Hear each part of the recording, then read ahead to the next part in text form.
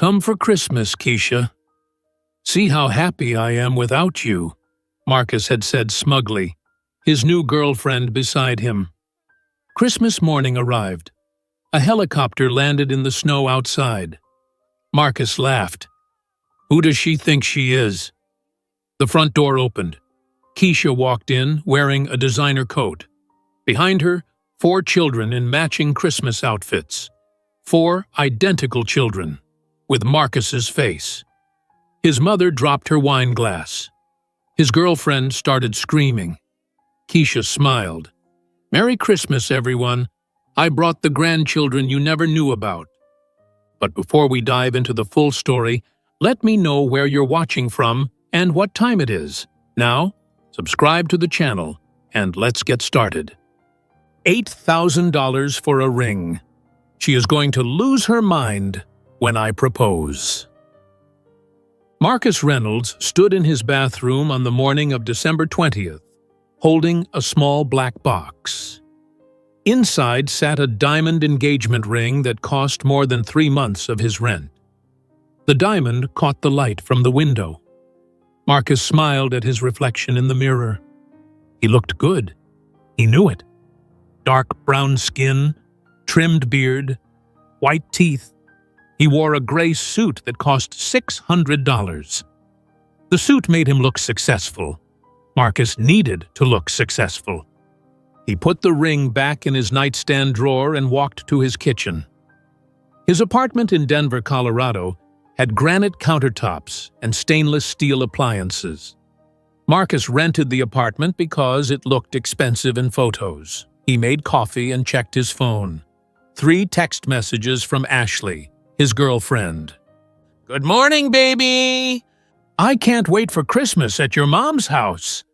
Do you think your family will like me? Marcus typed back quickly. They will love you. You are perfect. Ashley was 27 years old, 8 years younger than Marcus.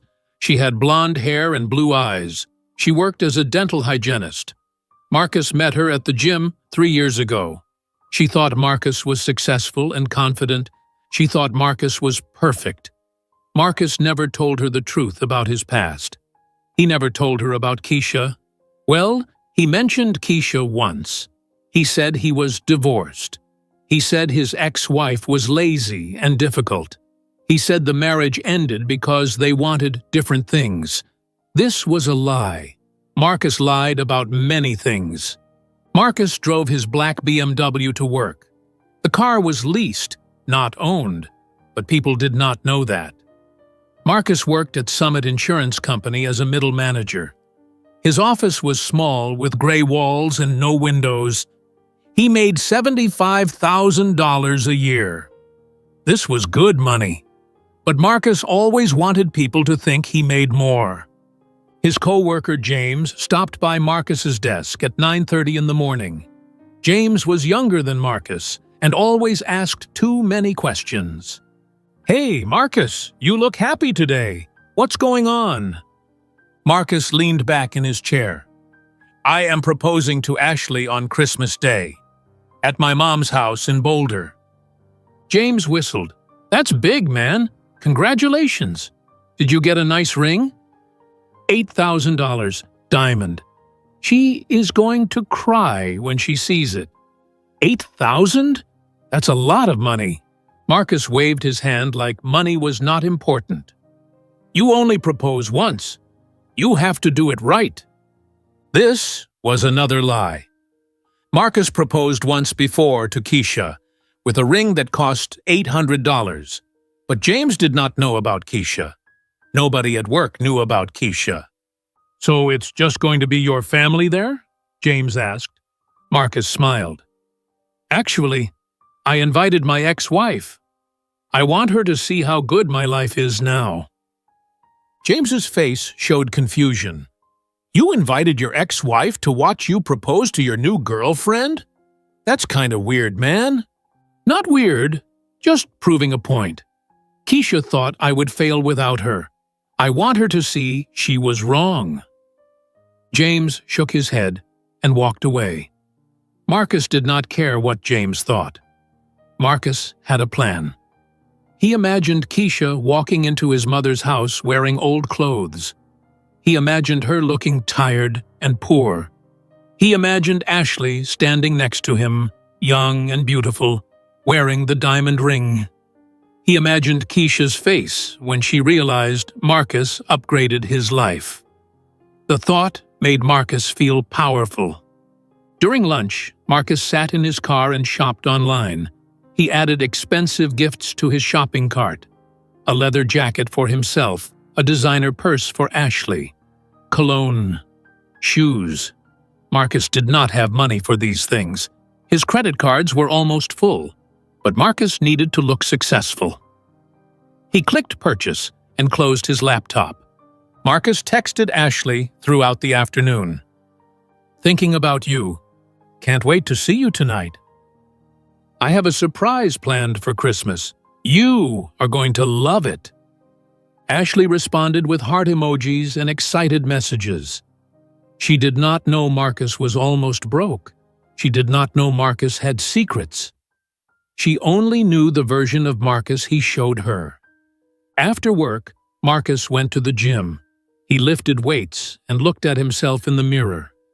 He needed to look good. He needed to look better than whoever Keisha was dating now, if Keisha was dating anyone. Marcus assumed Keisha was probably single. He assumed she was struggling as a single mother. Marcus never asked anyone about Keisha. He blocked her number 8 years ago and never looked back. At 7 o'clock, Marcus met Ashley at an expensive restaurant in downtown Denver. The restaurant had dim lights and candles on every table. Ashley wore a black dress and red lipstick. She smiled when Marcus kissed her cheek. "This place is so nice," Ashley said, looking at the menu. "Are we celebrating something?" "Just celebrating us," Marcus said smoothly. During dinner, Ashley talked about wedding ideas. She showed Marcus photos on her phone of white dresses and flower arrangements. "I know you haven't proposed yet," Ashley said, laughing, "but I like to plan ahead. Do you think we would have a big wedding or a small wedding?" "Whatever you want, baby. I just want you to be happy." Ashley reached across the table and held Marcus's hand. "You are so good to me. I am so lucky." Marcus smiled. He felt powerful. Ashley worshipped him.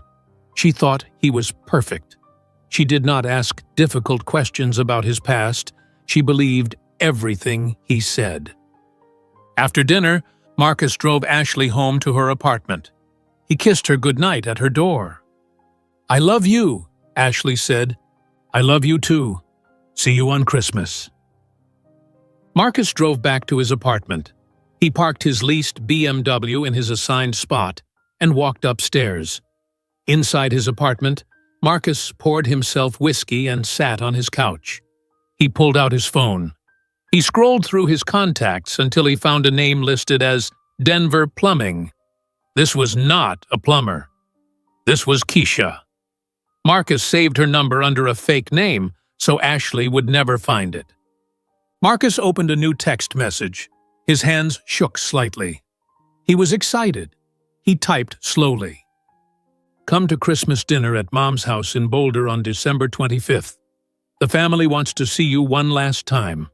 Address: 428 Mountain View Drive, Boulder, Colorado. Noon." Marcus read the message 3 times. He imagined Keisha receiving it. He imagined her feeling surprised.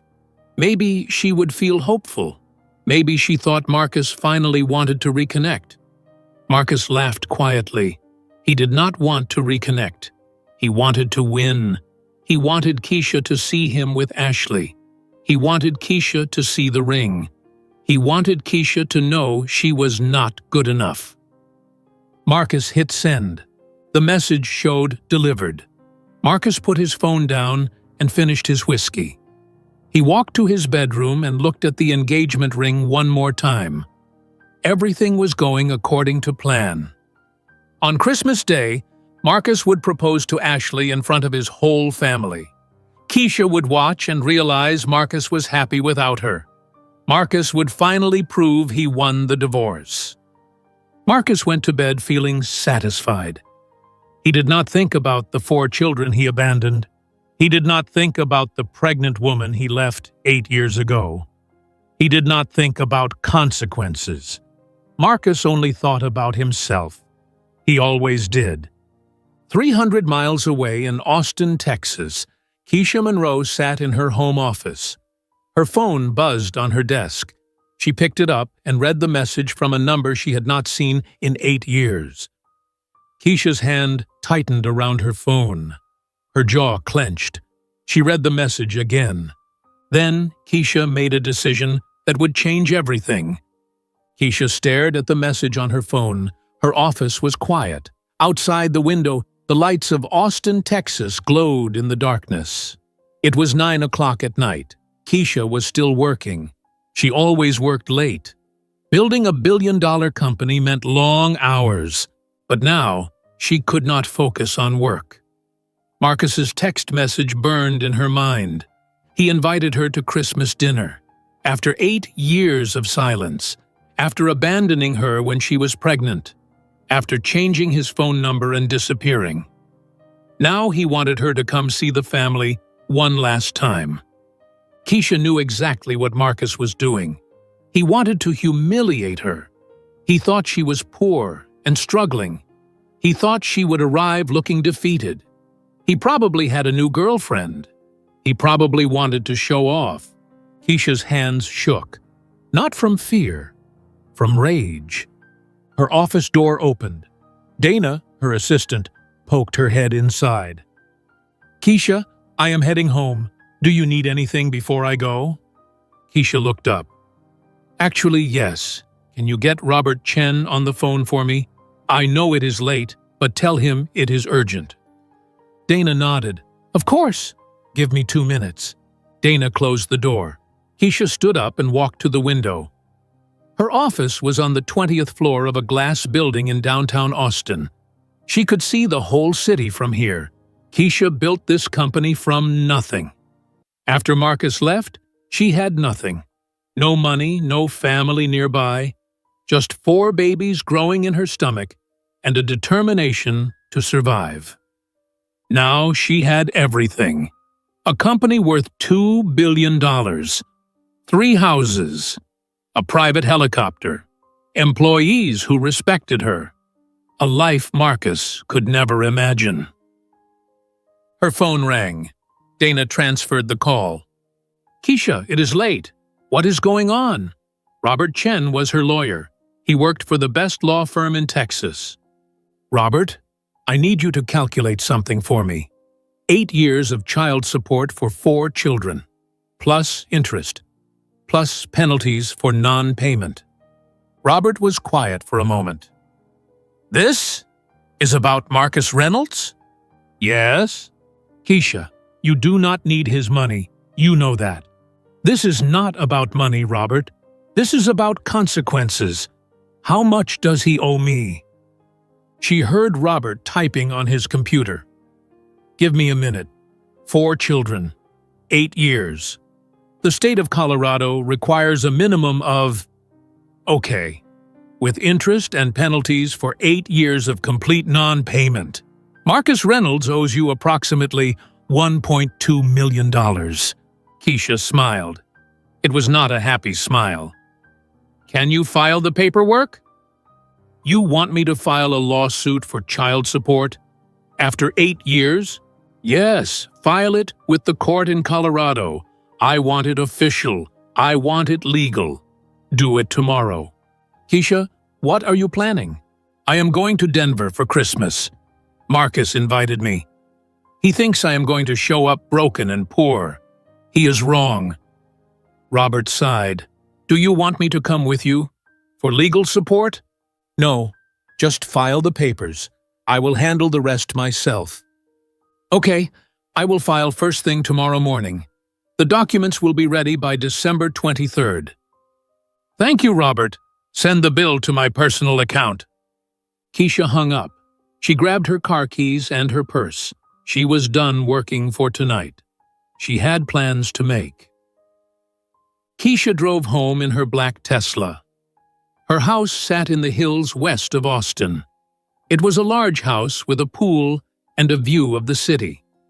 She bought it 3 years ago when Parent Hub went public and made her rich beyond imagination. The gate opened automatically as she approached. Keisha parked in the circular driveway and walked inside. The house was warm and bright. In the living room, her 4 children sat on the carpet doing homework. Marcus Jr. was building something with plastic blocks. Mason was drawing in a sketchbook. Maya was reading a book about famous dancers.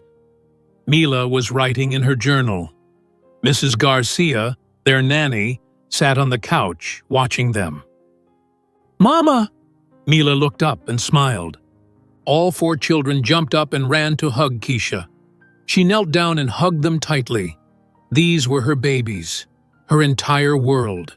Marcus threw them away before they were even born. His loss. "How was school today?" Keisha asked. "Good," Mason said. "I drew a picture of a dragon. Do you want to see?" "I would love to see it. After dinner, okay?" Mrs. Garcia stood up. "I made chicken and rice. It is staying warm in the oven. Do you need me to stay?" "No, Maria. Go home to your family. Thank you for everything today." Mrs. Garcia kissed each child on the head and left through the front door. Keisha looked at her 4 children. They were 7 years old, smart, healthy, beautiful. She raised them alone. She worked 3 jobs while pregnant. She coded software while breastfeeding 4 babies. She built an empire while teaching them to walk and talk. She did it without Marcus. She did it without anyone. "Let's have dinner," Keisha said. "Then we need to talk about something important." The children followed her to the kitchen. Keisha served chicken and rice on 5 plates. They sat at the table together. This was their routine. Every night, they ate dinner as a family. Keisha did not care how tired she was. Her children needed stability. During dinner, Marcus Jr. talked about his science project. Maya talked about her dance recital coming up in January. Mason showed everyone his dragon drawing. Mila talked about the mystery book she was reading. After dinner, Keisha cleaned the dishes while the children sat at the kitchen table. She dried her hands on a towel and turned to face them. "I need to tell you something. We are going on a trip for Christmas." "Where?" Maitya asked. "To Colorado, to a city called Boulder. It is in the mountains." "Why are we going there?" Marcus Jr. asked. He was the oldest by 4 minutes. He always asked the most questions. Keisha sat down at the table. She looked at each child's face. "You are going to meet your father." The room went silent. The children stared at her. "Our father?" Mila said slowly. "The one who left when you were pregnant?" Keisha was always honest with her children. She never lied to protect them. She told them the truth in simple words they could understand. "Yes, his name is Marcus Reynolds. He sent me a message today. He invited us to Christmas dinner with his family." "Why does he want to meet us now?" Marcus Jr.'s voice was hard. "He did not want us before." "I do not know why, baby. But I think we should go. You have a grandmother in Colorado. You have 2 aunts. They do not know you exist. I think you should meet them." "Does our father know we are coming?" Mila asked. Keisha smiled. "No, he thinks only I am coming. He does not know about you 4. He is going to be very surprised." Maya crossed her arms. "I do not want to meet him. He left you when you needed help. He is a bad person." "Maybe," Keisha said, "but you should form your own opinion. You should look him in the eye and decide for yourself what kind of man he is." Mason spoke quietly. "What if he does not like us?" Keisha's heart broke. She reached across the table and held Mason's hand. "Listen to me. All of you listen. If your father does not like you, that is his problem, not yours. You are smart and kind and perfect. If he cannot see that, he is blind. Do you understand?" Mason nodded. "I do not need a father," Maya said. "I have you." "You do have me. You will always have me. But you also deserve to know where you came from. You deserve to meet your grandmother and your aunts. They might love you. They might want to be part of your life."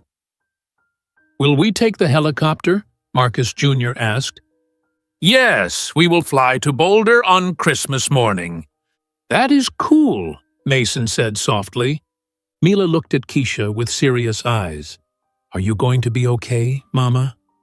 Will it make you sad to see him?" Keisha smiled. "No, baby. It will not make me sad. I am not the same person I was 8 years ago. I am stronger now. We are stronger now." The children were quiet. They looked at each other, having a silent conversation only siblings can have. "Okay," Marcus Jr. said, "we will go. But if he is mean to you, I will tell him to leave you alone." Keisha laughed and hugged her son. "You are my protector. All 4 of you are my protectors." Over the next few days, Keisha prepared. She took the children shopping at an expensive store in downtown Austin. She bought them matching outfits, red and green for Christmas. The clothes cost $2,000 total. Keisha did not care about the price. She wanted Marcus to see her children looking perfect.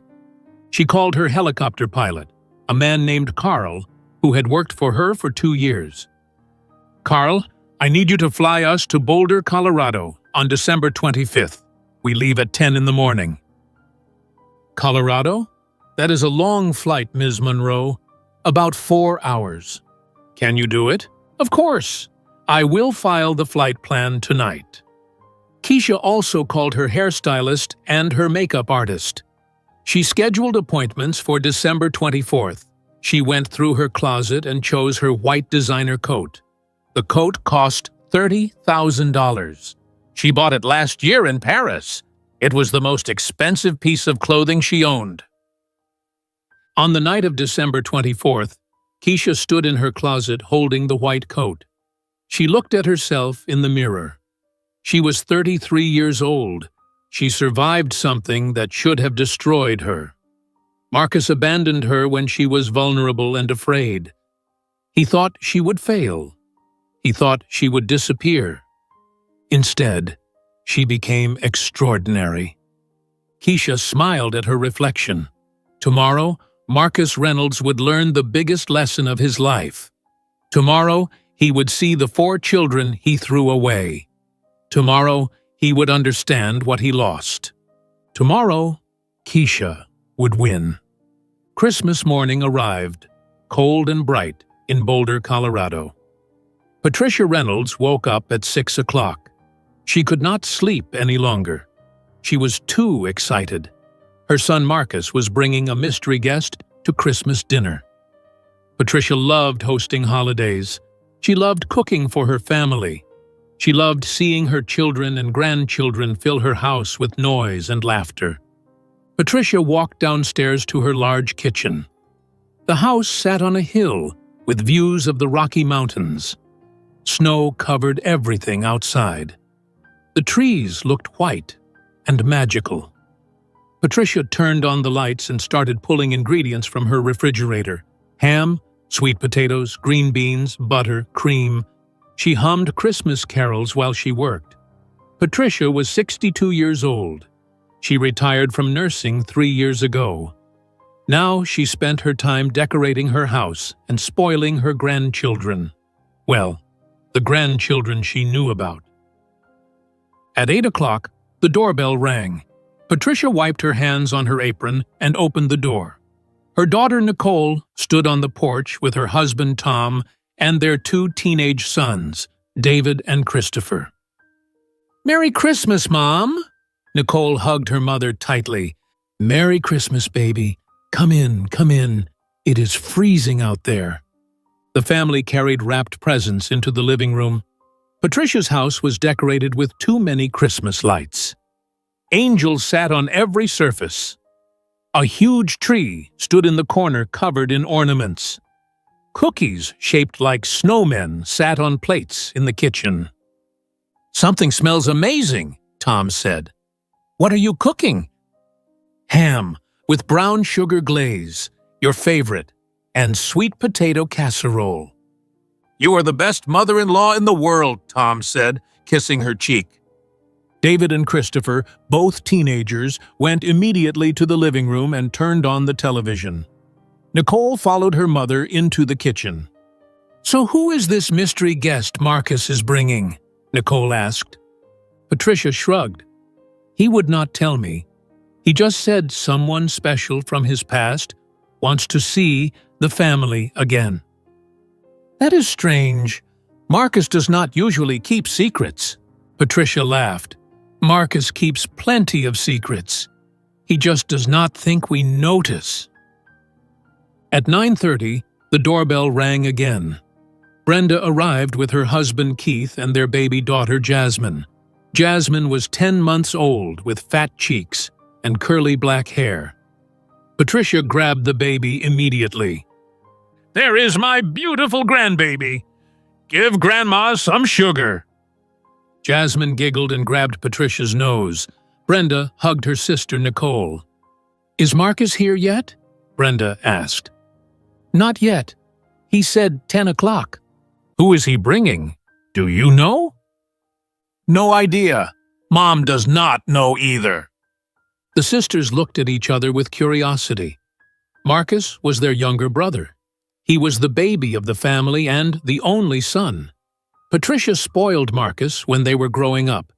He got away with everything. Nicole and Brenda learned to accept it. At 10 o'clock exactly, Marcus's BMW pulled into the driveway. Patricia looked out the window and saw Marcus get out of the driver's side. A young blonde woman got out of the passenger side. She wore a tight red dress and very high heels, not practical for Colorado snow. "Is that Ashley?" Nicole asked, looking over her mother's shoulder. "I guess so. She's very pretty." "She is very young," Brenda said. "How old is she?" Marcus said 27. "He is 35. That is an 8-year difference." Patricia opened the front door. "Marcus! Merry Christmas!" Marcus walked up the porch steps and hugged his mother. "Merry Christmas, Mom. You remember Ashley, right? You met her briefly last summer." Ashley smiled nervously. "Merry Christmas, Mrs. Reynolds. Thank you for inviting me. Call me Patricia, sweetie. Come inside before you freeze." Ashley wobbled on her high heels, walking through the door. Marcus held her arm. He wore an expensive black suit and shiny shoes. His cologne was too strong. Inside, Marcus greeted his sisters and their families. He shook hands with Tom and Keith. He high-fived his nephews. He looked at baby Jasmine and said she was cute, but did not offer to hold her. Marcus did not like babies. Everyone gathered in the living room. Patricia served coffee and Christmas cookies. The adults sat on couches and chairs. The teenage boys played video games in the corner. Baby Jasmine crawled on the carpet. "So Marcus," Nicole said, "who is this mystery guest you are bringing?" Marcus smiled. "You will see. She should be here around noon." "She?" Brenda leaned forward. "An old friend?" "Something like that." Ashley looked at Marcus with confusion. "You said it was a family friend, someone your mom wanted to see." "That is right, baby. Do not worry about it." Tom checked his watch. "It is 10:30 now. We have an hour and a half to wait. This better be worth it, Marcus. Trust me, it will be worth it." Marcus reached over and held Ashley's hand. She smiled at him. She wore bright red lipstick that matched her dress. Her nails were painted gold. She looked like she was going to a nightclub, not a family Christmas. Patricia went back to the kitchen to check on the ham. Nicole followed her. "Mom, do you think Marcus is going to propose today?" Nicole asked quietly. Patricia smiled. "I think so. He has that nervous energy, and Ashley keeps looking at her ring finger. She seems sweet, a little young, but sweet." "Marcus needs someone who will not ask too many questions," Patricia said. "Ashley seems perfect for that." "What do you mean?" Patricia pulled the ham from the oven. Juice sizzled in the pan. "Marcus has secrets, Nicole. He always has. Remember when he divorced Keisha 8 years ago? He would not talk about it. He just moved to Denver and pretended his marriage never happened. I always wondered about that. He was so angry back then. Do you think something happened?" "I do not know. He would not tell me. He just said Keisha was difficult and he needed to leave." Nicole was quiet for a moment. "Do you think the mystery guest is Keisha?" Patricia stopped stirring the green beans. Why would Marcus invite his ex-wife to meet his new girlfriend? "I do not know, but you are right. Marcus loves secrets. Maybe this is some weird power move. If it is Keisha, I hope she is doing okay. I always liked her." In the living room, Marcus checked his phone repeatedly. It was 11 o'clock, then 11:15, then 11:30. No message from Keisha. He wondered if she would actually show up. Part of him hoped she would chicken out, but part of him wanted her to see Ashley. He wanted her to see the ring. He wanted to win. Ashley leaned close to Marcus. "Are you okay? You keep checking your phone." "I am fine, baby. Just excited for later." "For your surprise?" Marcus kissed her forehead. "Yes, for my surprise." At 11:45, everyone heard a noise outside. It started quiet, then grew louder. A deep thumping sound. The windows started to rattle. The Christmas ornaments on the tree shook. Baby Jasmine started crying. "What is that?" Brenda picked up her daughter. The noise grew louder and louder. It sounded like a giant fan. Patricia walked to the front window and gasped. "Oh my Lord! There is a helicopter landing on my lawn!" Everyone rushed to the window. Marcus jumped up from the couch. Outside, a large black helicopter descended slowly onto the front lawn. Snow blew everywhere. The Christmas decorations in the yard shook violently. A wreath flew off the front door. Marcus started laughing. "She actually did it. She rented a helicopter. That is so Keisha." Ashley grabbed his arm. "What? Who is Keisha?" Marcus ignored her. He called to his family. "Everyone come watch this. You are not going to believe it." Tom and Keith joined them at the window. Nicole held baby Jasmine. Brenda stood next to her mother. David and Christopher paused their video game to watch. The helicopter landed. The blades slowed down. The door opened. A woman stepped out. She wore a white coat that seemed to glow in the sunlight. Her hair was styled perfectly. Diamond earrings caught the light. She moved with confidence and grace. She looked like someone important, someone powerful. "Is that Keisha?" Nicole whispered. "She looks amazing." Marcus's smile faded slightly. Keisha looked different. She looked expensive. Then the helicopter door opened wider. A child climbed out. A little boy with light brown skin and dark curly hair. He wore a red sweater and black pants. He held Keisha's hand. Then another child climbed out. Another boy. He looked exactly like the first boy. Then a little girl climbed out. She wore a green dress. She had the same face as the boys. Then another little girl climbed out. 4 children total, all the same height, all the same age, all wearing Christmas colors. All 4 children had the exact same face. And that face looked exactly like Marcus. Patricia's wine glass slipped from her hand. It hit the hardwood floor and shattered. Red wine spread across the white carpet. The sound of breaking glass filled the room. Ashley's fingernails dug into Marcus's arm. Her voice came out high and shaking. "Marcus, who are those children?" Marcus's mouth opened, but no words came out. His face turned white. The color drained from his skin completely. He stared through the window at the 4 children standing on the snowy lawn. They all wore matching outfits. They all had his eyes. They all had his nose. They all had his face. Ashley's voice rose higher. "Marcus, answer me! Who are those children?" Marcus tried to speak. I can explain." But he could not explain. His brain stopped working. He stood frozen at the window.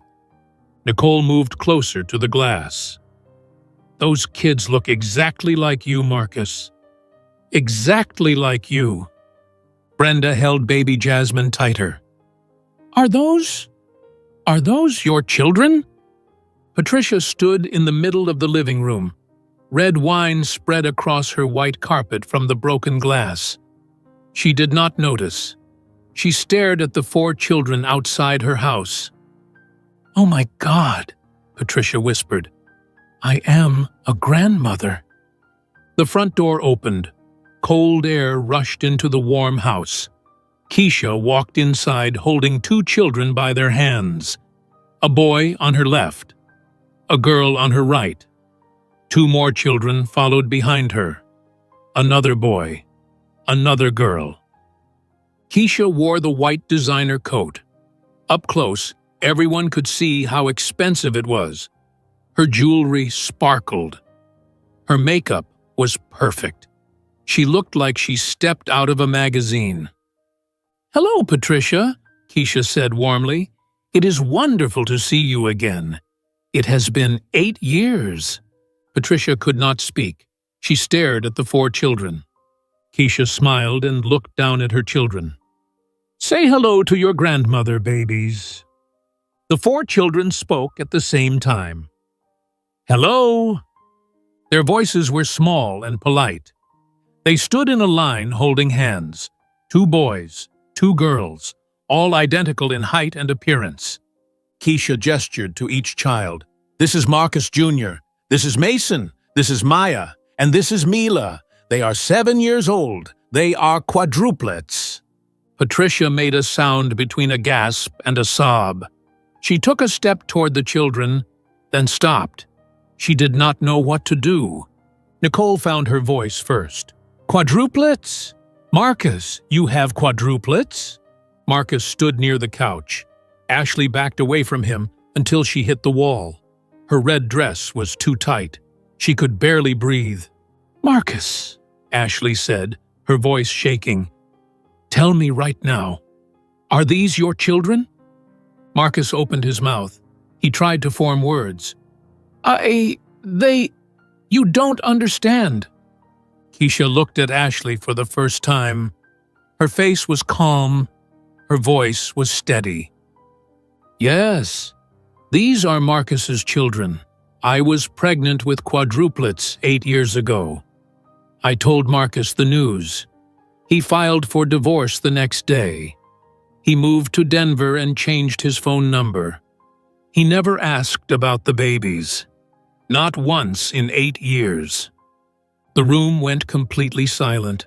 Even baby Jasmine stopped crying. Ashley's face crumpled. Tears started running down her cheeks.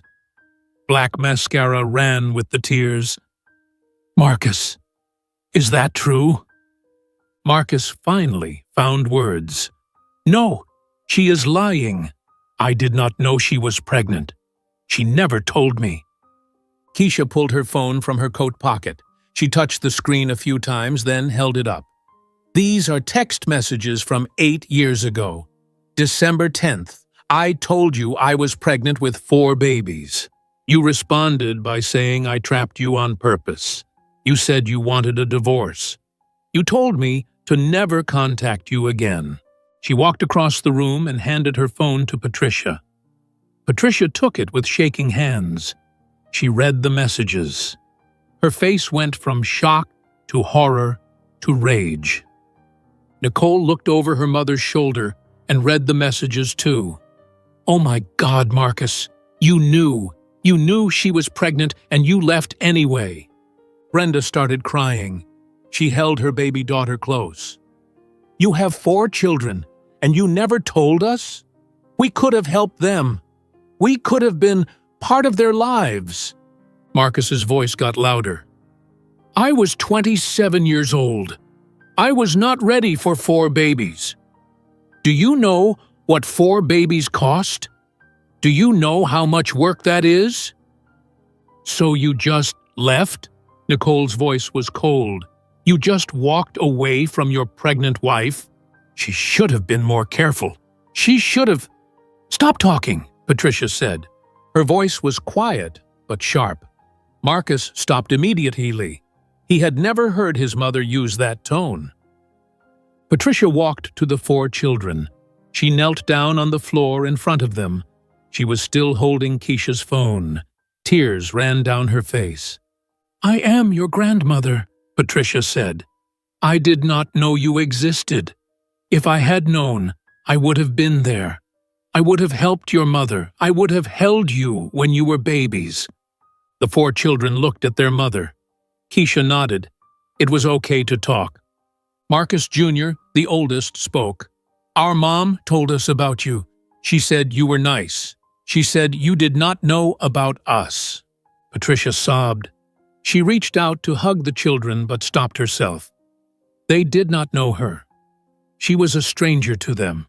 She had no right to touch them yet. Maya, one of the girls, stepped forward. "You can hug us if you want. Our mom said it is okay."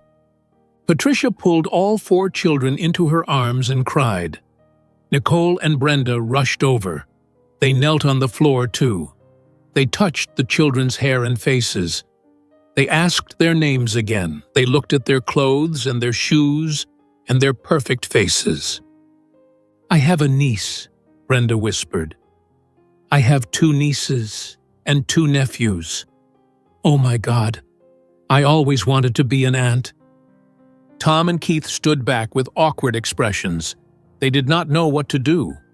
David and Christopher, the teenage boys, stared at the quadruplets with wide eyes. Ashley pushed away from the wall. She walked toward Marcus. Her high heels clicked on the hardwood floor. Mascara covered her face. Her red lipstick was smeared. "You told me you did not have children. You told me your ex-wife was lazy and difficult. You lied to me for 3 years." Marcus held up his hands. "Baby, I can explain. I was going to tell you. You were going to propose to me today. You were going to propose, and you have 4 children you abandoned." "I did not abandon them. I needed space to figure things out." Nicole stood up from the floor. 8 years is not space, Marcus. 8 years is abandonment. Keisha walked to the couch and sat down. She crossed her legs. She looked completely comfortable. The 4 children left Patricia and walked to their mother. They stood around her protectively. "Let me tell you what happened after Marcus left," Keisha said. Her voice was calm. She could have been discussing the weather. "I was pregnant with high-risk quadruplets. I had to quit my teaching job. I had almost no money. I moved to Austin, Texas, to live with my cousin Lisa. I worked 3 jobs while pregnant. After the babies were born, I started building a phone app at night, an app to help parents organize their lives. I called it Parent Hub." Brenda gasped. "Parent Hub? The Parent Hub? I use that app every day." Keisha smiled. "Yes, that Parent Hub. I built it into a company worth $2 billion. I own houses in Austin, Atlanta, and Los Angeles. I travel by private helicopter. My children go to the best schools in Texas. They have everything they need." She looked directly at Marcus. I did not need you then. I do not need you now. I built this life completely alone." Ashley turned to stare at Keisha. "You are a billionaire?" "Yes." Ashley looked at Marcus, then at Keisha, then at Marcus again. Her face showed complete understanding. Marcus invited his ex-wife here to humiliate her, but Keisha was richer than Marcus would ever be. Keisha won everything. Ashley started laughing. It was not a happy laugh. It was a broken, angry laugh. "You brought me here to watch you propose in front of your ex-wife. You thought she would be jealous. But she is a billionaire with 4 perfect children. And you are a middle manager with credit card debt who abandoned his own babies." Marcus's face turned red. "Ashley, please." "Don't talk to me. Don't ever talk to me again." Ashley reached into her small purse. She pulled out a black velvet box. The engagement ring box. She must have found it in Marcus's coat pocket while he was not looking. She opened the box. The diamond ring caught the light. "Were you going to propose with this?" Ashley held up the ring. "Ashley, put that away. We can talk about this later." "No, we are done talking." Ashley pulled the ring from the box. She threw it at Marcus's face as hard as she could. The ring hit his forehead. It bounced off and rolled across the floor. A small red mark appeared on Marcus's skin where the ring hit. The diamond ring rolled across the floor and stopped near the Christmas tree. Nobody moved to pick it up. Ashley stood in the middle of the living room breathing hard. Her chest moved up and down. Her face was red and wet with tears. "You are a liar," Ashley said. Her voice was loud and clear. "You are a coward. You are the worst person I have ever met." Marcus took a step toward her. "Ashley, please, let me explain. We can go outside and talk about this." "No, I do not want to talk to you. I wasted 3 years of my life on you. 3 years!" Ashley grabbed her coat from the couch. She pulled her phone from her purse and opened an app. Her fingers shook as she typed. "What are you doing?" Marcus asked. "I am calling an Uber. I am leaving. I never want to see you again." "You cannot leave. We came here together. Just calm down and we can figure this out." Ashley spun around to face him. "Calm down? You have 4 children. 4! And you never told me. You let me plan our wedding. You let me pick out my dress. You let me tell my parents we were getting engaged." Patricia stepped between Ashley and Marcus. Her voice was firm. "Ashley, sweetie, I will drive you wherever you need to go. You do not need to wait for an Uber." "Thank you," Ashley whispered. "I just need to get out of here." Marcus tried again. "Mom, stay out of this. Ashley and I need to talk." Patricia turned to her son. Her eyes were cold. "Sit down, Marcus. Sit down right now, and do not say another word." Marcus opened his mouth to argue. Then he saw his mother's face. He had never seen her look at him that way before. He sat down on the couch in the corner of the room. Ashley walked toward the front door. She wobbled on her high heels. She was crying so hard she could barely see. Nicole rushed over and took her arm. "Be careful in those shoes. The porch is icy." "I do not care," Ashley sobbed. "I just need to leave." She opened the front door. Cold wind rushed inside. Ashley stepped onto the porch without looking back. She slammed the door behind her with all her strength. The Christmas wreath hanging on the outside of the door fell off. Everyone heard it hit the ground. The house was quiet. Marcus sat in the corner. His expensive suit was wrinkled. His face was pale. The small red mark from the ring was still visible on his forehead. Patricia turned to Keisha and the 4 children. Her expression changed completely. The anger left her face. Now she just looked sad and desperate. "Please," Patricia said, "please tell me everything about them. I need to know everything." Keisha smiled gently. "Of course. What do you want to know?" Patricia knelt down in front of the quadruplets again. She looked at each face carefully. "How old are you?" "7, they all said together. "When is your birthday?" Mila, one of the girls, answered. "March 15th. "What are your full names?" Marcus Jr. stepped forward. He was the tallest by just a little bit. "I am Marcus Jr., but everyone calls me Mark." The second boy spoke. "I am Mason." The first girl spoke. "I am Maya." The second girl spoke. "I am Mila." Patricia wiped tears from her face. "Those are beautiful names. Do you go to school?" "Yes," Mark said. "We go to Austin Elementary School in Texas." "What grade are you in?" "2nd grade." "What are your favorite subjects?" Mark smiled. "I like science. I am building a robot for the science fair." Patricia's eyes widened. "A robot? That is amazing. What does it do?" "It picks up toys and puts them in a box. I am programming it with my computer." Patricia looked at Mason. "What about you? What do you like?" Mason was quieter than his brother. "I like art class. I draw pictures." "What do you draw?" "Dragons and superheroes and my family." Patricia touched his cheek gently. "I would love to see your drawing sometime." Mason nodded, but did not speak. Patricia looked at Maya. "And you, sweetie? What do you like?" Maya stood straighter. She had confidence in her voice. "I like dancing.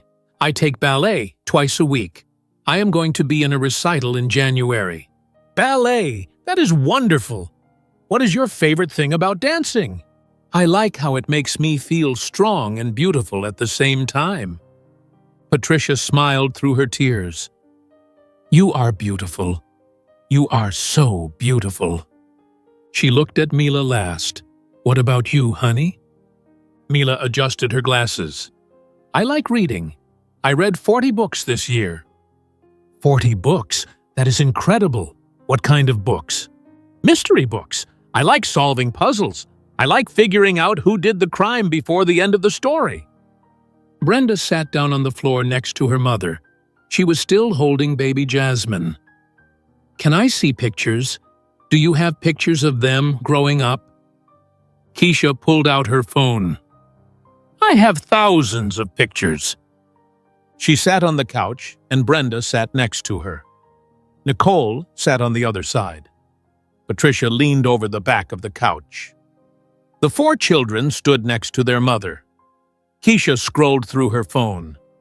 The first photo showed 4 tiny babies. They were lying in one hospital crib together. They wore little hats and were wrapped in blankets. "Oh my God," Brenda whispered. "They were so tiny." "They were born 6 weeks early," Keisha said. "Each baby weighed about 4 pounds. They stayed in the hospital for 3 weeks." "Were you alone?" Patricia asked. "My cousin Lisa was there. But yes, mostly I was alone." Keisha scrolled to more photos. The babies at 1 month old, the babies learning to crawl, the babies taking their first steps, 4 toddlers covered in birthday cake, 4 children on the first day of kindergarten. Brenda started crying. "We missed everything. We missed their whole lives." Nicole touched the phone screen. "Who took all these photos?" "I did," Keisha said. "I took photos every day. I wanted them to know they were loved and documented, even without a father." Patricia could not stop crying. She looked at photo after photo, Halloween costumes, Christmas mornings, soccer games, dance recitals, science fairs. 8 years of memories she never knew existed. "How did you survive?" Patricia asked. "4 babies alone. How did you do it?" Keisha was quiet for a moment. "It was the hardest thing I ever did. After Marcus left, I had no money. I was pregnant and sick. I could not work. I moved to Austin to stay with my cousin. She let me sleep on her couch. After the babies were born, I hired a babysitter with the last of my savings. I worked as a waitress at night. I worked as a tutor during the day. I worked at a call center on weekends. I barely slept." "Oh, honey," Patricia whispered. "When the babies turned 2, I started teaching myself to code. I watched free videos on the internet after the kids went to bed. I had an idea for an app to help parents organize everything. Schedules, babysitters, doctor appointments, school events, all in one place." Brenda leaned forward. "Parent Hub. You created Parent Hub." "Yeah, it took me 3 years to build. I worked on it every night. Sometimes I only slept 3 hours. But I knew if I could make it work, my children would never be poor. They would never struggle. They would have everything." Nicole shook her head in amazement. "And now, it is worth billions of dollars." "Yes. The app went viral 4 years ago. Suddenly, everyone wanted it. Companies offered to buy it for millions. I said no. I kept building. I hired developers. I expanded. Now, Parent Hub is used by 10 million parents across America." Patricia looked at Keisha with wonder.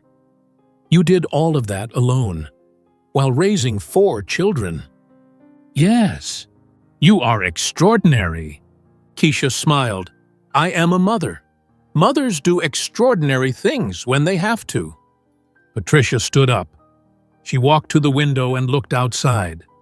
The black helicopter sat on her lawn. Snow covered its blades. She turned back to Keisha. "Why did you come here? If you are so successful, if you have everything, why did you come to Boulder?" Keisha looked across the room at Marcus. He sat in the corner with his head in his hands. He looked small and broken. Keisha's voice was calm and clear. "I came to show him what he lost." Marcus lifted his head from his hands. His voice came out broken and quiet. "How much do I owe you?" Everyone turned to look at him. Patricia, Nicole, and Brenda sat on the couch with Keisha. The 4 children stood next to their mother. Tom and Keith stood near the doorway. The teenage boys had stopped playing video games. Everyone stared at Marcus. He cleared his throat and spoke louder. "For child support! How much do I owe you?" Keisha reached into her white coat pocket. She pulled out a folder. The folder was thin and white. She opened it carefully and removed several papers. She walked across the living room to where Marcus sat.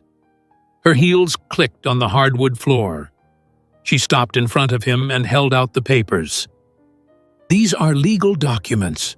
My lawyer filed them with the court in Denver 2 days ago." Marcus took the papers with shaking hands. He looked down at the first page. His eyes moved across the words. Numbers. Calculations. Legal terms. Then he saw the total at the bottom, $1,200,000. Marcus's hands started shaking harder. The papers rattled.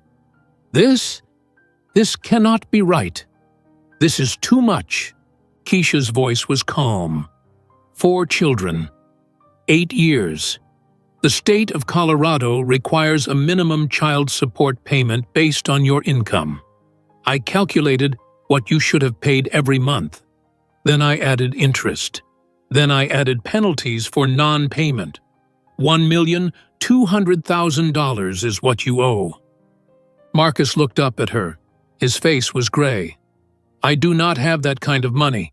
I make $75,000 a year. I have credit card debt. I rent my apartment. I lease my car.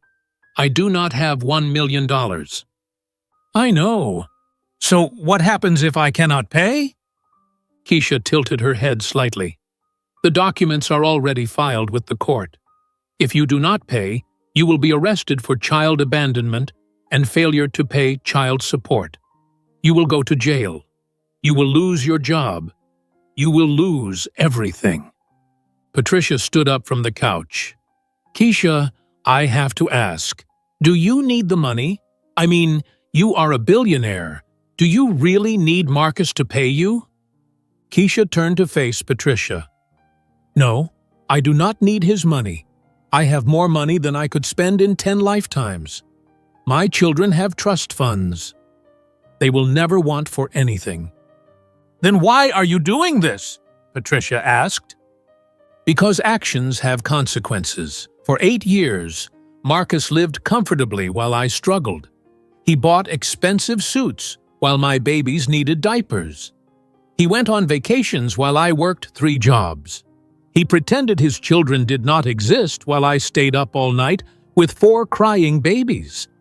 I want him to understand that his choices have consequences. Nicole stood up too. Is there any way to reduce the amount? Any way to negotiate? Marcus looked at his sister with desperate hope in his eyes. Nicole, please, help me. I cannot pay this. I will lose everything. Keisha was quiet for a long moment. She looked at her 4 children standing together near the couch. They watched her with serious faces. Mark stood in front. Mason held Maya's hand. Mila pushed her glasses up on her nose. Keisha turned back to Marcus. I will make you an offer. One offer. You can accept it or refuse it. Marcus sat up straighter. What is it? I will do anything. I will forgive the entire debt. All $1,200,000. I will tear up these papers and drop the lawsuit. Marcus's face showed relief. Thank you. Thank you so much. I promise I will. I am not finished, Keisha said coldly. There is a condition. Marcus closed his mouth and waited. Keisha walked back to her children. She stood behind them with her hands on Mark's and Mila's shoulders. You must be a real father. Starting today. Starting right now. I can do that, Marcus said quickly. I can be a father. I want to be a father. Let me tell you what that means, Keisha continued. You will spend every Christmas with these children. Every single year. No excuses. You will attend their birthdays. All 4 birthdays. You will come to their school events, their soccer games, their dance recitals, their science fairs, their parent-teacher conferences. You will call them every week. You will send them letters and cards. You will show up. You will be present in their lives. Marcus nodded. Yes, I can do that. I promise. If you fail even once, if you miss one birthday, if you skip one Christmas, if you forget one phone call, the debt comes back, all of it, and I will take you to court immediately. Do you understand? Marcus stood up from the couch. I understand. I will not fail. I will be there for them. Patricia walked over to Marcus. She looked at her son with an expression he had never seen before.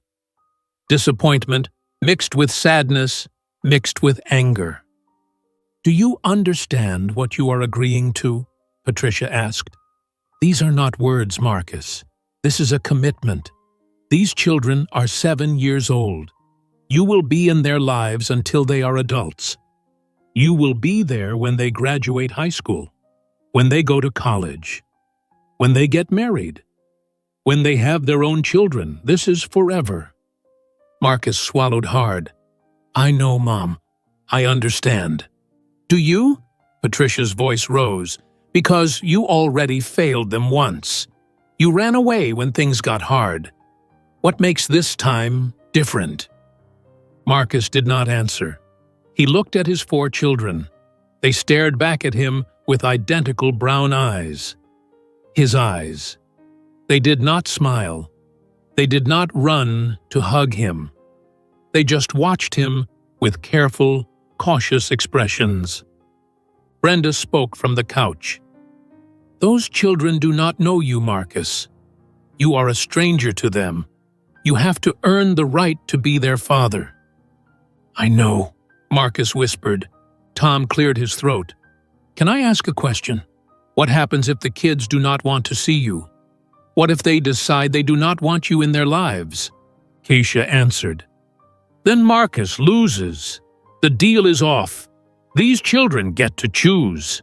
I will not force them to spend time with someone who hurt their mother. Someone who abandoned them before they were born." Marcus took a step toward the children. He moved slowly. He stopped a few feet away from them. He knelt down on the floor so he was at their eye level. "I know you do not know me," Marcus said. His voice cracked. "I know I was not there when you were born. I know I missed everything. Your first words, your first steps, every birthday, every Christmas." The children did not respond. They watched him with serious faces. Marcus continued. "I was scared. When your mom told me she was pregnant with 4 babies, I panicked. I thought about money and diapers and sleepless nights. I thought about how my life would change. I only thought about myself." Mark, the oldest boy, crossed his arms. His voice was clear and hard. "So you left. You left our mom when she needed help." "Yes," Marcus said. "I left. And that was the worst mistake of my life." "Why should we believe you will stay this time?" Mark asked. The question hung in the air. Everyone waited for Marcus to answer. He opened his mouth, but nothing came out. What could he say? He had no good answer. He could not prove he would stay. He could not promise anything because his promises meant nothing. Marcus felt tears start to form in his eyes. He was 35 years old, and he was crying in front of his children. His mother, his sisters, everyone he knew. "I cannot prove it," Marcus finally said. "I can only try.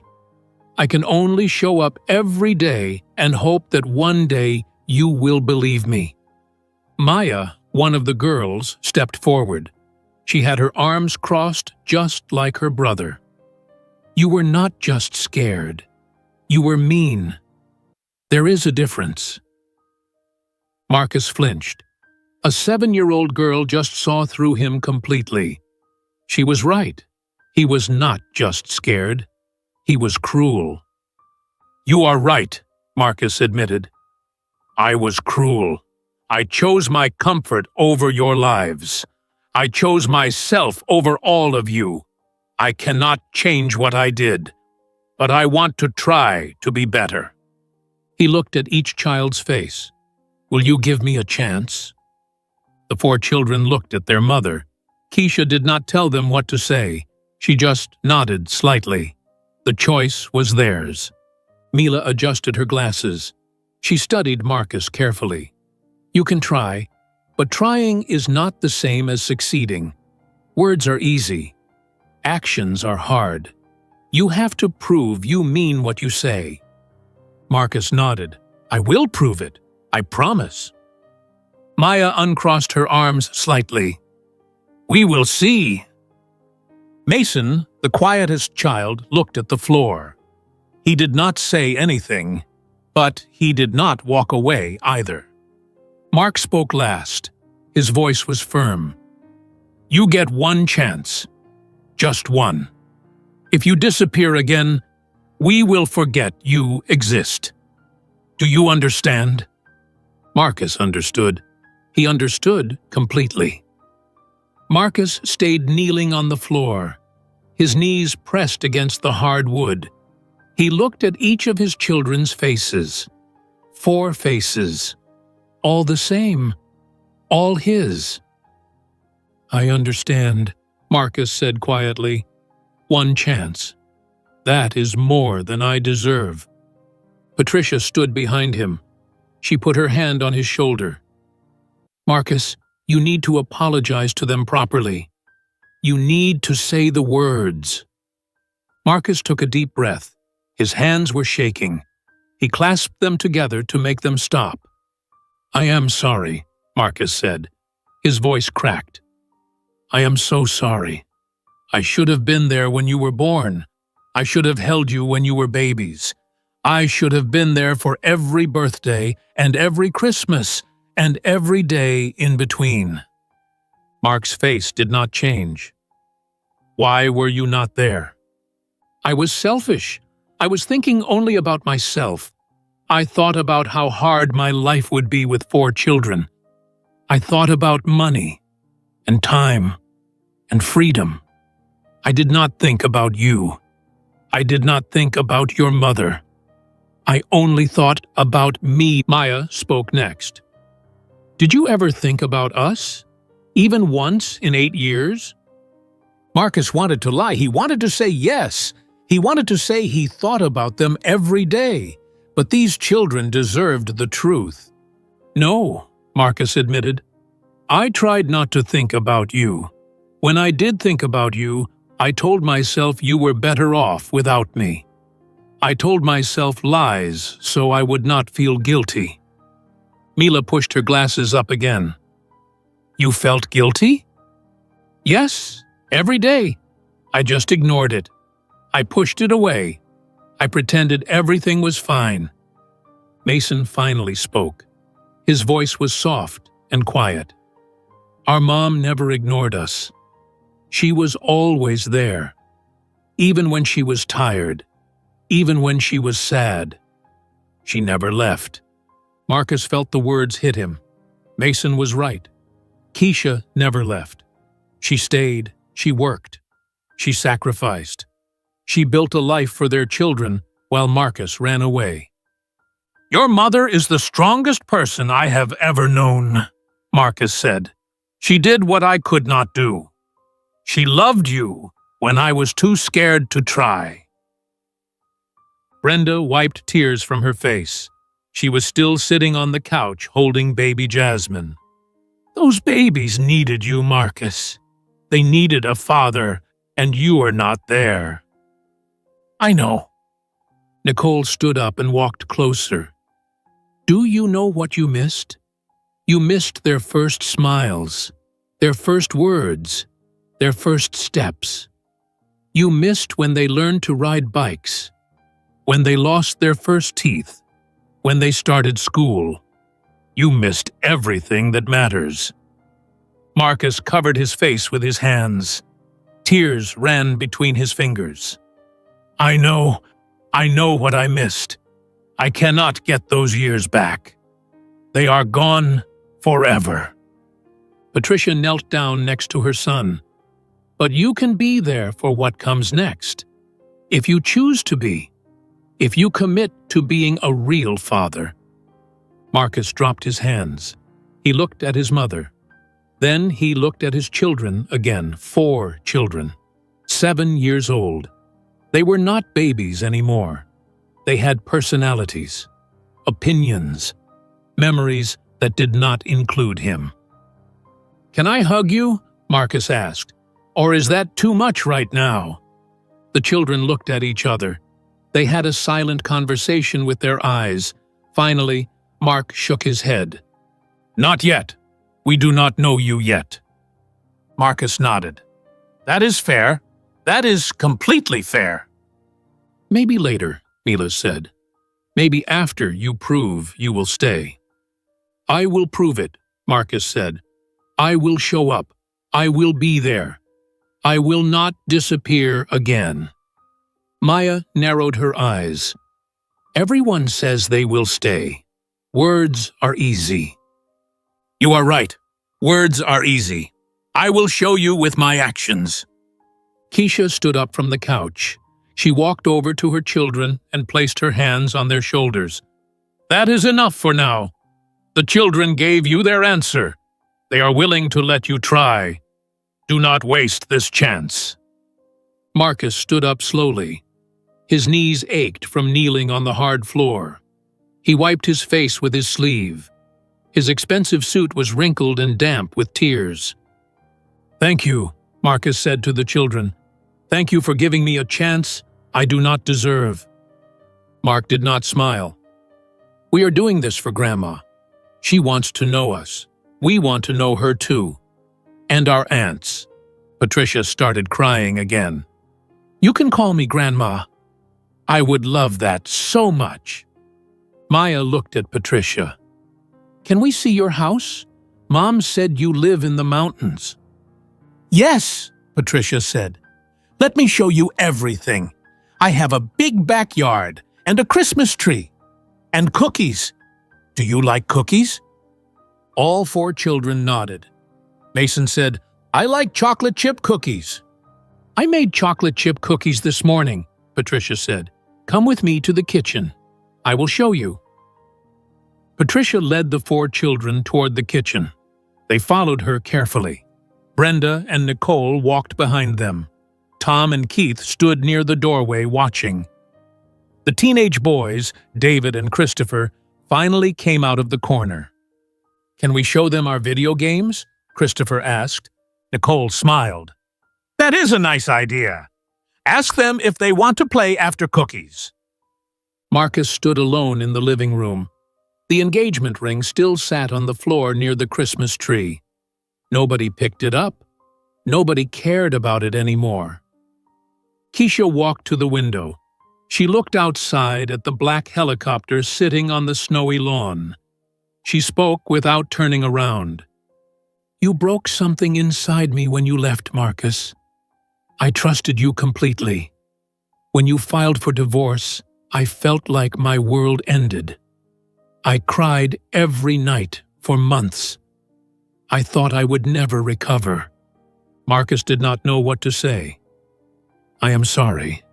I know that is not enough, but I am so sorry." Keisha turned to face him. "I did not come here for your apology. I came here so your children could see where they came from. They needed to meet their grandmother. They needed to see their aunts. Whether you deserve to be in their lives is up to you to prove." "I will prove it. You better. Because if you hurt them, if you disappoint them, if you abandon them again, I will destroy you. Do you understand? I have the money and the power to make your life very difficult." Marcus believed her. He saw the steel in her eyes. Keisha was not the scared pregnant woman he left 8 years ago. She was powerful now, successful, strong. "I understand," Marcus said. From the kitchen, they heard Patricia's voice. "Let me take your coats. Make yourselves comfortable. Do you want milk with your cookies?" The children's voices answered, "Yes, please." Keisha smiled, hearing her children's voices. "They are good kids. I made sure of that. I taught them manners. I taught them kindness. I taught them strength. They know their worth. They know they do not need you. But I want them to have the choice." "They deserve that choice," Marcus said. "Yes, they do." Patricia came back into the living room. Her face was bright with joy. "The ham is ready. We should eat soon. The children are hungry." She looked at the broken wine glass on the floor. Red wine had stained the white carpet. "Oh, I forgot about that mess. I will clean it up after dinner." Keisha checked her watch. It was 1:30 in the afternoon. "We can stay for dinner. Then we need to fly back to Austin before dark." "You are leaving today?" Patricia's face fell. "I just met them. I do not want them to go yet. We have school next week, and I have meetings. But we can come back. We can visit again." Patricia grabbed Keisha's hands. "Please, please come back. I want to know my grandchildren. I want to be part of their lives." "That depends on them," Keisha said. "If they want to visit, we will visit." Patricia hugged Keisha tightly. "Thank you. Thank you for bringing them here. Thank you for giving us a chance to know them." Nicole and Brenda came back from the kitchen. Nicole carried baby Jasmine now. Brenda's hands were free. "Those kids are amazing," Brenda said. "They are so polite and smart." Mila told me about all the books she read. Mark explained how his robot works. Maya showed me a dance move. Mason is drawing a picture of our house. Nicole smiled. "They are wonderful children. You did an incredible job raising them, Keisha." "Thank you," Keisha said. Patricia clapped her hands together. "Okay, it is time for Christmas dinner. Everyone to the dining room." She walked to the kitchen doorway and called out, "Children, dinner is ready." The 4 children came out of the kitchen. They each held a cookie. Chocolate covered their faces. Patricia laughed and wiped Maya's cheek with a napkin. "We will eat real food first, then more cookies after." Everyone moved toward the dining room. Patricia had set the table earlier that morning. Red placemats, gold napkins, candles, holly branches. The ham sat in the center of the table on a large white platter. Patricia started counting. "I need to add more chairs. I did not know we would have 4 extra people."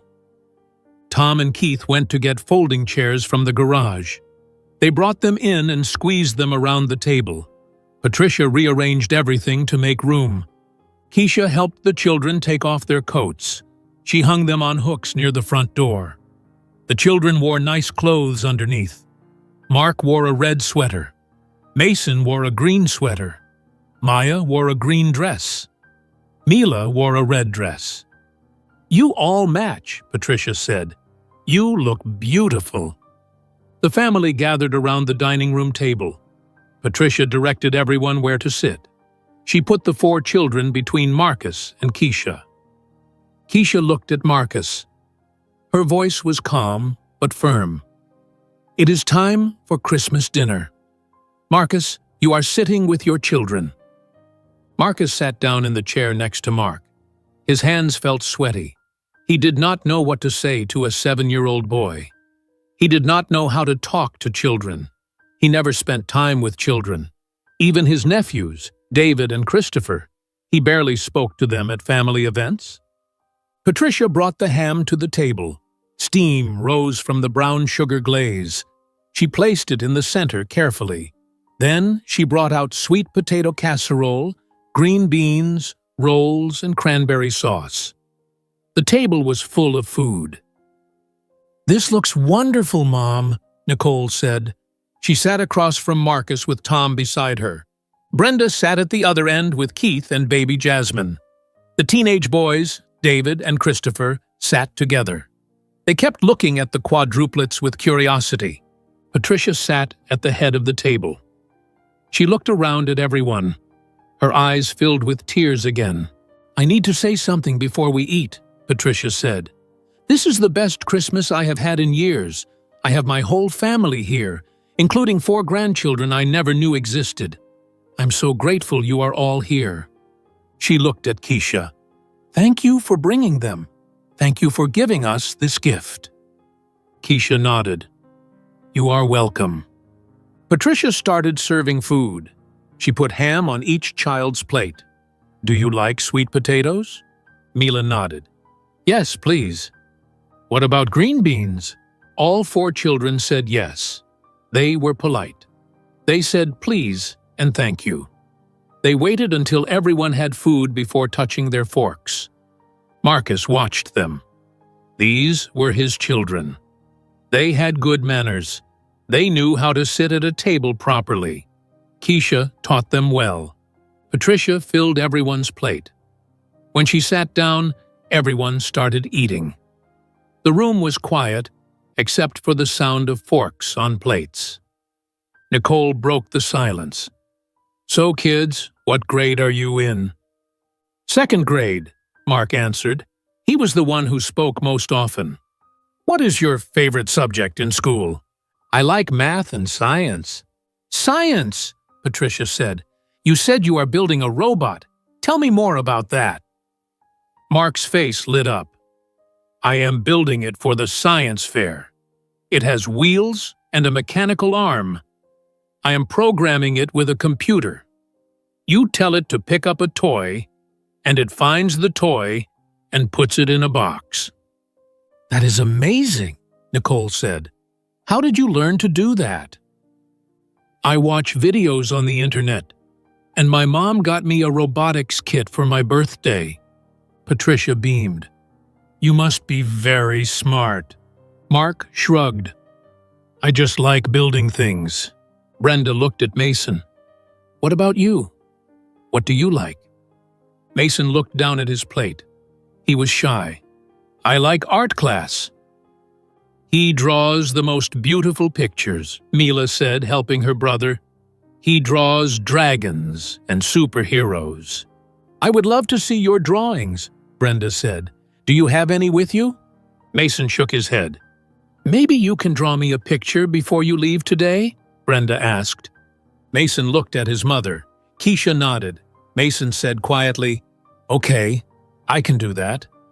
Tom asked, "Do you kids play any sports?" Mark said, "I play soccer. I am on a team in Austin."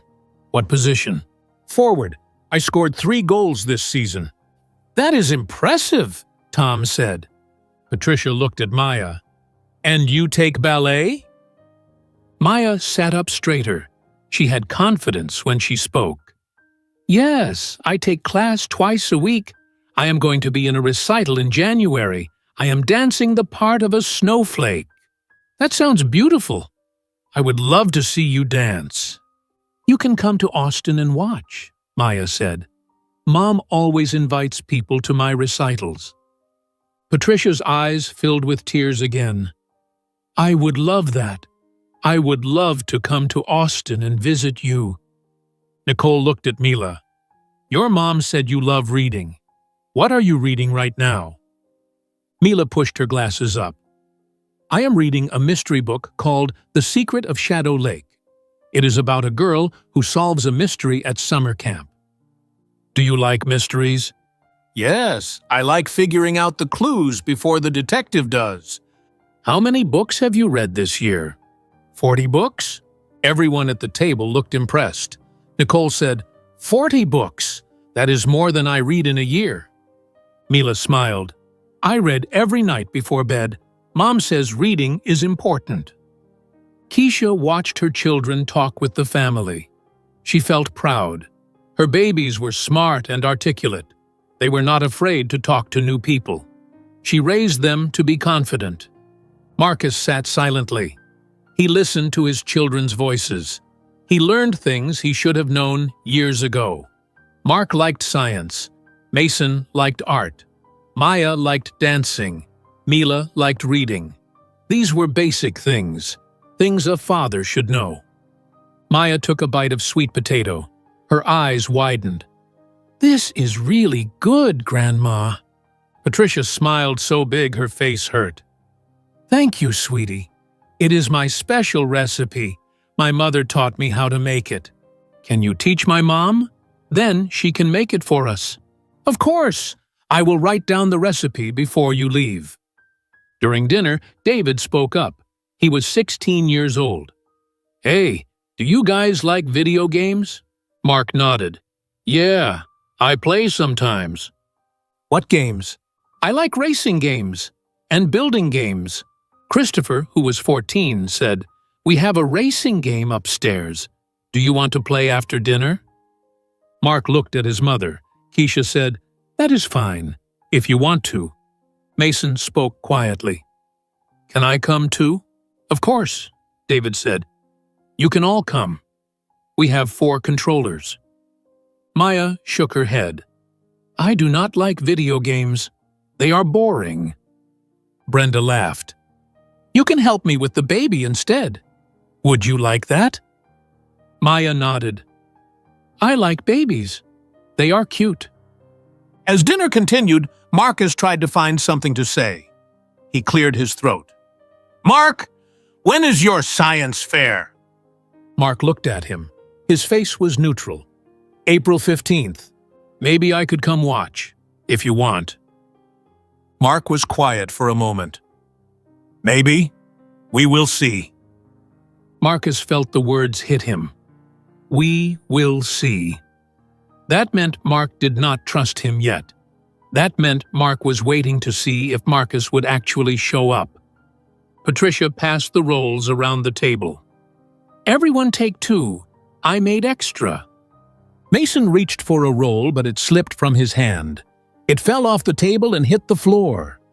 His face turned red. Marcus bent down quickly. He picked up the roll. He handed it to Mason. Here you go. It is okay. Happens to everyone. Mason looked surprised. He took the roll carefully. Thank you, he said in a small voice. It was the first time Mason spoke directly to Marcus. The moment felt important. Marcus's chest felt tight. Such a small thing, picking up a dropped roll, but it mattered. Keisha noticed. She saw the interaction.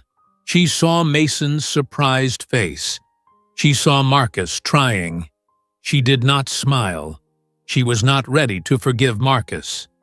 But she saw him trying. After the main course, Patricia brought out dessert, pecan pie and chocolate cake. The children cheered when they saw the cake. Can we have both? Mila asked. Patricia laughed. You can have whatever you want. She cut large slices of cake for everyone.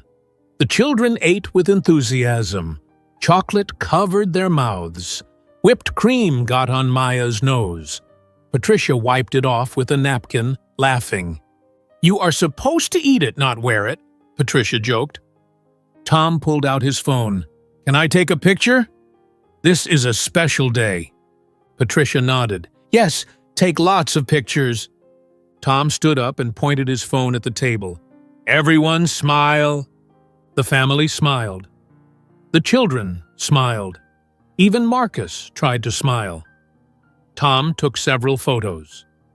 The flash went off multiple times. Patricia stood up.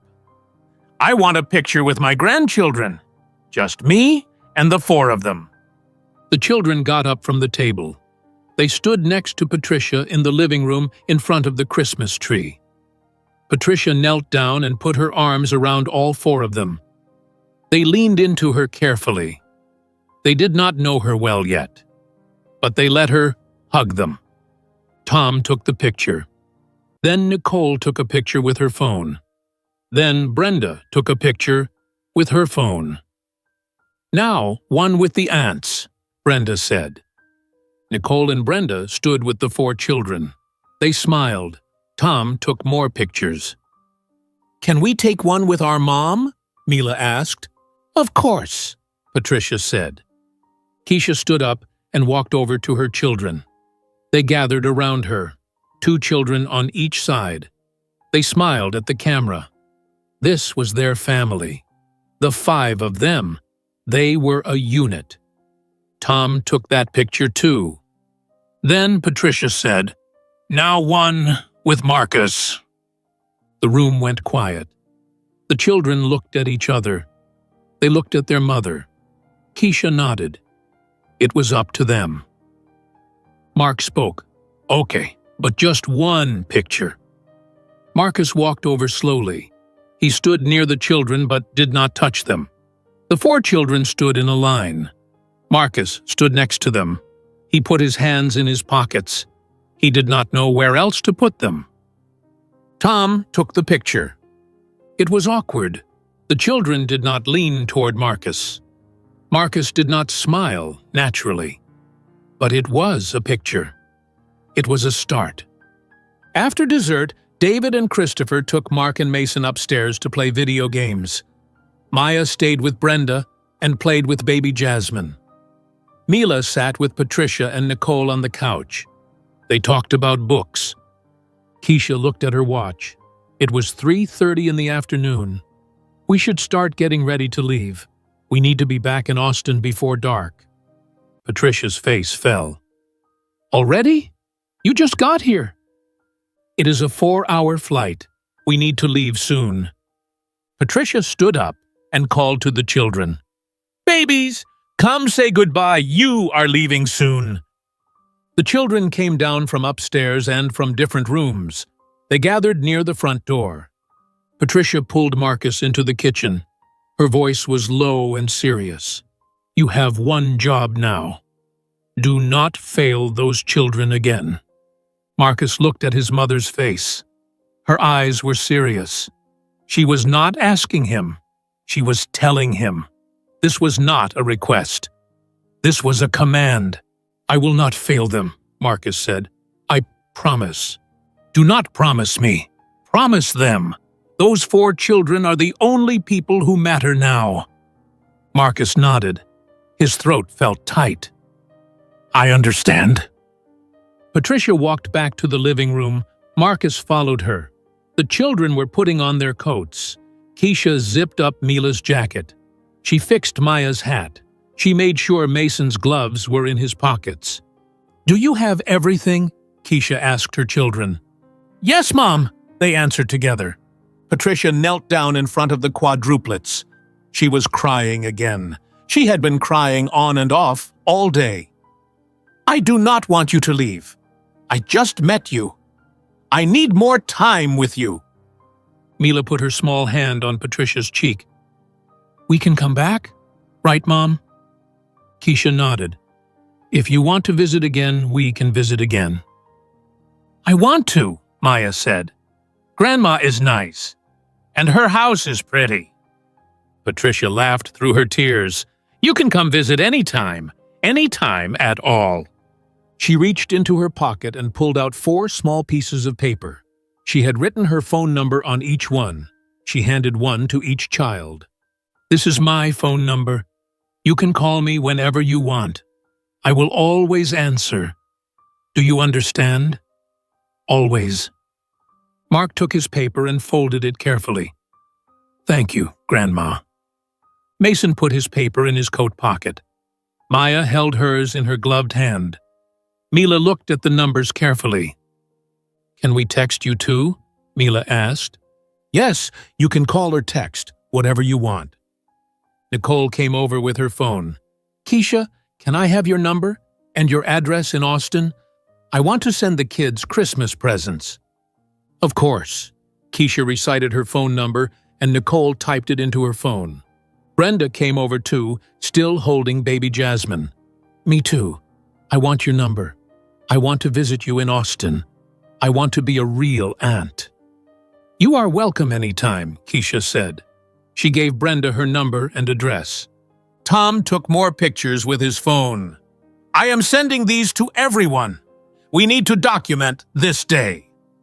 The teenage boys, David and Christopher, came downstairs. David handed something to Mark.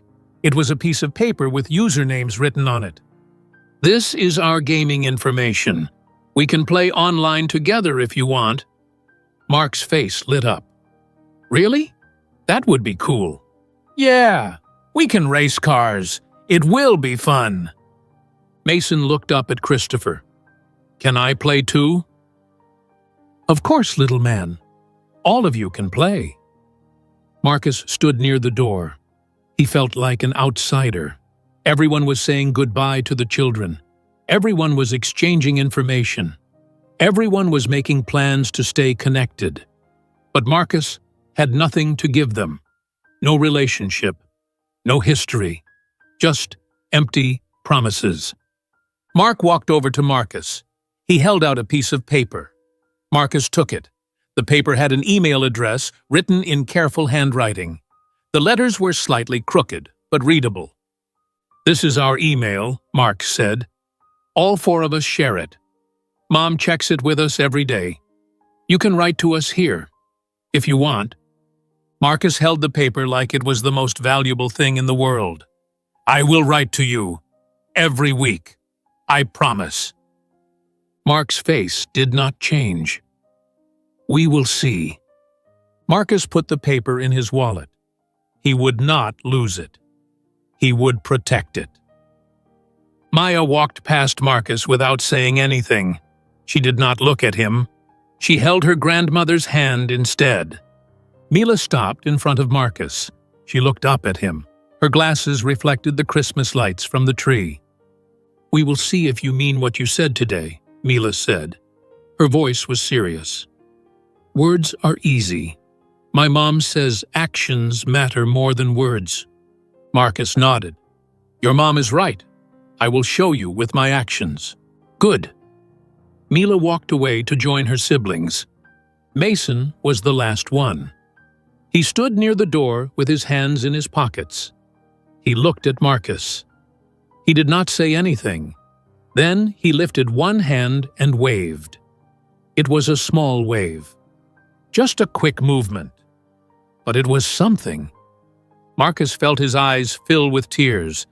He waved back. His hand shook. "Bye, Mason," Marcus said quietly. Mason did not answer. He just turned and walked outside. The family moved toward the front door. The cold wind came inside. Snow was falling lightly. The black helicopter sat on the lawn. Its blades were still. Patricia walked outside with the children. She held Maya's hand on one side and Mila's hand on the other.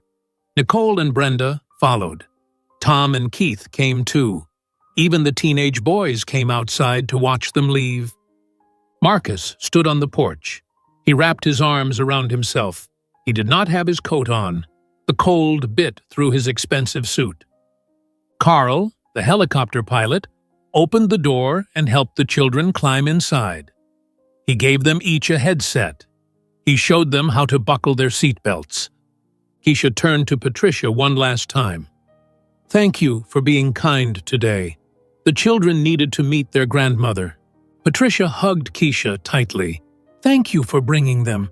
Thank you for giving us a chance. I am so sorry about Marcus. I am so sorry I raised a son who could do what he did." "It is not your fault," Keisha said. "Marcus made his own choices. But I made excuses for him his whole life. I spoiled him. I never taught him consequences. I created this problem." Keisha pulled back and looked Patricia in the eyes. "You did not create this problem. Marcus did.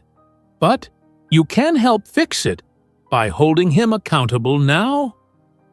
"I will. I promise I will." Nicole hugged Keisha. "Please let us visit. Please. I want to know my nieces and nephews." "You are welcome anytime," Keisha said. Brenda hugged Keisha too. "I will call you next week. We will make plans." Keisha climbed into the helicopter. Carl closed the door. Through the window, the family could see the 4 children sitting in a row. They wore their headsets. They looked small inside the large helicopter. The engine started. The blades began to turn, slowly at first, then faster, then very fast. The noise was loud. Wind blew snow everywhere. Patricia backed up toward the house. Nicole and Brenda stood on either side of her. Tom held his phone up and recorded a video. The teenage boys shielded their faces from the blowing snow. Marcus stood on the porch. He did not move. The wind hit his face. Snow covered his hair and shoulders. He stared at the helicopter. The helicopter lifted off the ground, slowly, carefully. It rose 5 feet, then 10 feet, then 20 feet. The family waved from the ground. Inside the helicopter, the children waved back. Patricia blew kisses. The helicopter turned and moved forward. It flew over the house. The noise started to fade. The helicopter got smaller and smaller in the sky. The sun was setting. The sky was pink and orange. The black helicopter was a dark spot against the colorful sky. Then it was gone. The family stood in the snow. Nobody spoke. The yard was a mess. The helicopter had crushed Patricia's flower garden. Snow covered everything. Patricia started crying again. "They are gone! My grandbabies are gone." Nicole put her arm around her mother. "They will come back, Mom. they will visit again. But what if they do not? What if this was the only time? It will not be the only time. You heard Keisha. We can visit them in Austin. We can call them. We can be part of their lives. Brenda wiped her own tears. Those kids are amazing. I cannot believe Marcus missed their whole lives. I cannot believe he threw them away. Tom turned off his phone. He did not just throw them away. He pretended they did not exist. That is worse. Keith shook his head. I do not understand how someone can do that. How can you abandon 4 babies? The family walked back inside the house. They were cold and wet from the snow. Patricia closed the front door. The house felt empty now. Too quiet. Marcus still stood on the porch. He watched the place in the sky where the helicopter disappeared. He could not see it anymore, but he stared anyway. His hands were freezing. His hair was wet with melted snow. His suit was ruined, but he did not move. He thought about Mason's wave. One small wave, the tiniest gesture. But it gave Marcus something he did not have before. Hope. Maybe his children would forgive him.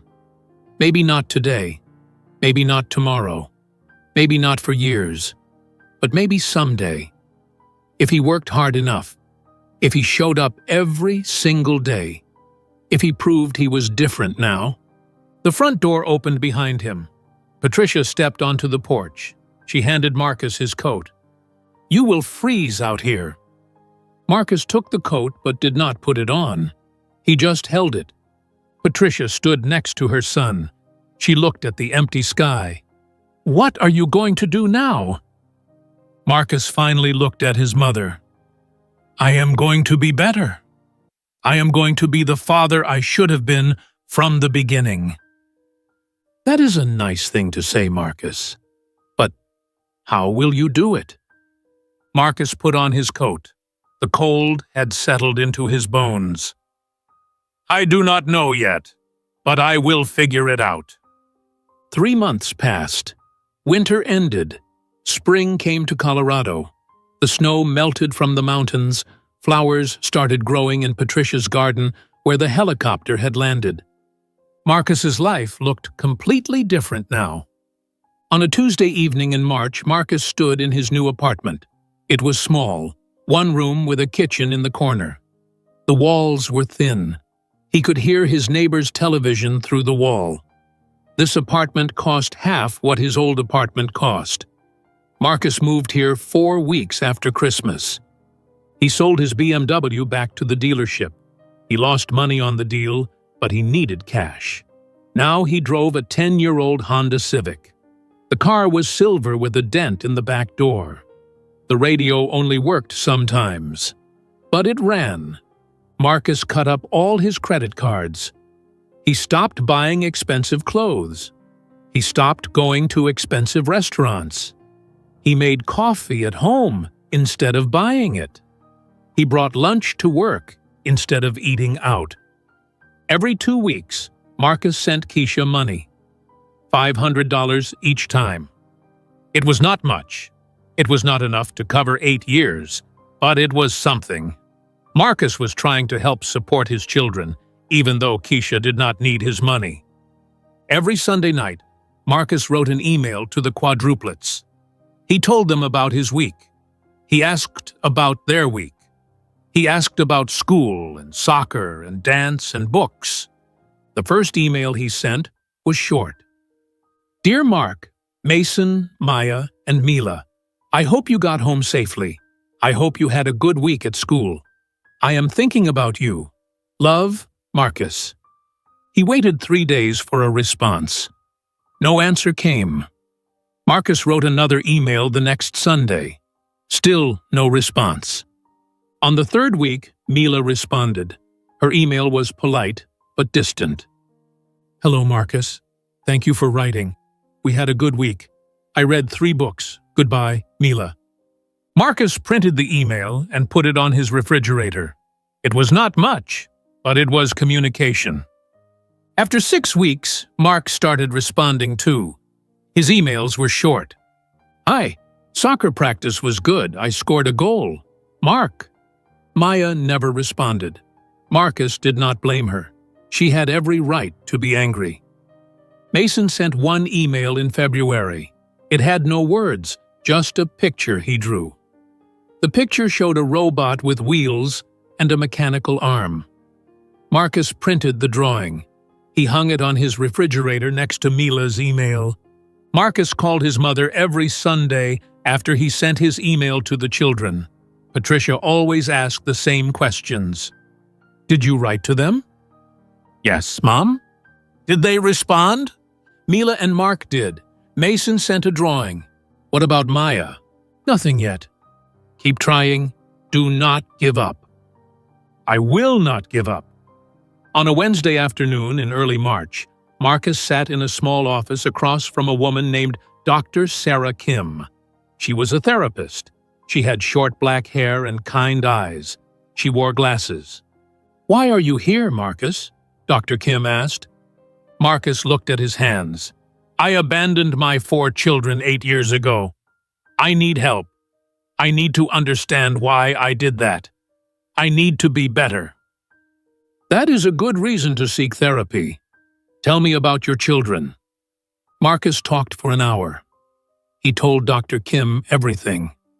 The pregnancy, the divorce, the 8 years of silence, the helicopter, the Christmas dinner, the children's faces. Dr. Kim listened without judgment. When Marcus finished, she said, "What you did was harmful. You hurt your children and their mother. But you are here now. That is a start." "How do I fix this?" Marcus asked. "You cannot fix the past. You can only change the future. You have to show up every day. You have to be consistent. You have to prove your words with actions." Marcus went to therapy every Wednesday. He talked about his guilt, his shame, his fear of failing again. Dr. Kim helped him understand himself. She helped him learn to be better. In April, Marcus bought a plane ticket to Austin, Texas. Mark's 8th birthday was on April 15th. Marcus was going to attend his son's birthday party. He was nervous. He bought gifts for all 4 children. Science books for Mark. Art supplies for Mason. Ballet shoes for Maya. Mystery novels for Mila. Marcus flew into Austin on Saturday morning. He rented a cheap car at the airport. He drove to Keisha's address. His hands shook on the steering wheel. Keisha's house was huge. It sat on a hill with a view of the city. The driveway was long and curved. Marcus parked behind 5 other cars. Other families were already here. He walked to the front door carrying 4 wrapped presents. He rang the doorbell. His heart pounded in his chest. Keisha opened the door. She wore jeans and a casual shirt. She looked at Marcus with neutral eyes. "You came," she said. "I said I would come." "People say a lot of things." Marcus held up the presents. "I brought gifts." Keisha stepped aside. "The party is in the backyard. Follow me." Marcus walked through the house. It was beautiful. High ceilings, expensive furniture, art on the walls. This was Keisha's world now. A world Marcus would never have. The backyard was full of children. 20 kids ran around playing games. Parents stood in groups talking. A long table held a cake shaped like a robot. Balloons floated in the trees. The Quadruplets played with other children near the pool. Mark saw Marcus first. He stopped running. He stared. Marcus walked over slowly. "Happy birthday, Mark." Mark did not smile. "You actually came." "I said I would." "People break promises." "I know, but I am trying not to." Mark looked at the wrapped presents. "Are those for me?" "One is for you, one for each of your siblings." Mark called to his siblings. Mason, Maya, Mila, come here. The three other children ran over. They stopped when they saw Marcus. Their faces showed surprise. He came to my party, Mark said. Maya crossed her arms. Weebles. Marcus knelt down. Because I want to be here. Because this is an important day. He handed Mark a present. This is for you. Happy birthday. Mark opened it carefully. Inside were 3 books about robotics and engineering. His eyes widened. These are advanced books, Mark said. You are a smart kid. I thought you could handle them. Mark looked at the books. He did not say thank you, but he did not throw them away either. Marcus gave presents to the other 3 children. Mason got a professional art set with pencils and markers. Maya got pink ballet shoes in her size.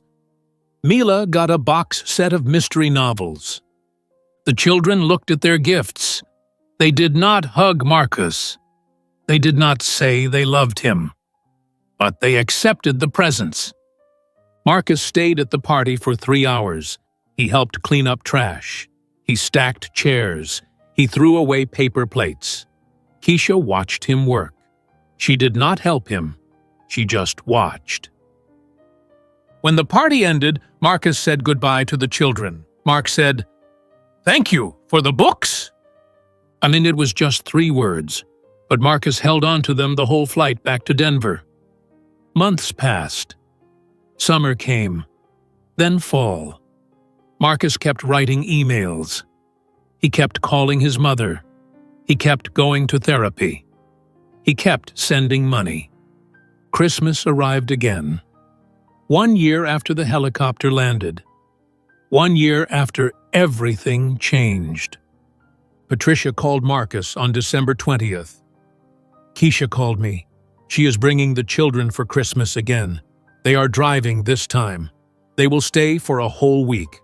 Marcus's heart jumped. They are coming back?